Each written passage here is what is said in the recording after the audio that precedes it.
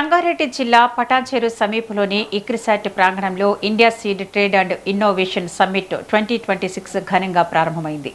ఈ కార్యక్రమంలో తెలంగాణ రాష్ట్ర మాజీ చీఫ్ సెక్రటరీ సునీల్ శర్మతో పాటు Kaveri university vice chancellor doctor V Praveen Rao, ICRISAT director general doctor Himanshu Pathak, ASSOCHAM chairman doctor V Venkatram పాల్గొన్నారు. కార్యక్రమంలో మాజీ చీఫ్ సెక్రటరీ సునీల్ శర్మ వ్యవసాయ రంగంలో నాణ్యమైన విత్తనాల ప్రాధాన్యాన్ని వివరించారు.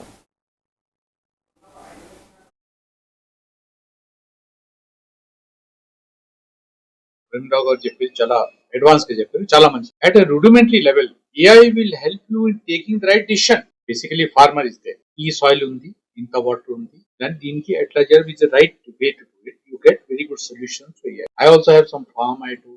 I take a lot of help from the AI. Suggestion regarding water conservation. I have done simple solutions. ఇలాగే poly house లో ఏ సీడ్ గ్రో చేయాలా, వాటర్ తక్కువ ఉంది ఏం చేయాలా, you get right solutions from AI. Okay. At higher level, we have to do a lot of research, but chinna things, getting the right decision, right advice, you can get at a rudimentary level. Farmer can do himself, educated farmer. Anijot.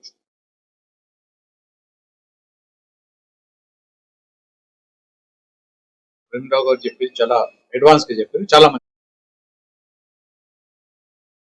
ఈ AI ఆవిష్కరణలను ఉపయోగించి మనము 4-5 సంవత్సరాలు వంగడాలను బయటకు తీసుకురావడానికి అవకాశం, అది ఒకటి మొదటి. రెండోది, మనం ఇప్పుడు చూస్తా ఉన్నాం ప్రపంచవ్యాప్తంగా వాతావరణంలో మార్పులు కానీ, అదే విధంగా చీడపీడలు ఎక్కువ అవటం కానీ, నీటి ఎద్దడి, అదే విధంగా వాతావరణంలో టెంపరేచర్స్ పెరగటం, ఇవన్నీ మనం గమనిస్తాం. వాటి యొక్క ప్రభావం కూడా వ్యవసాయం మీద పడతాం.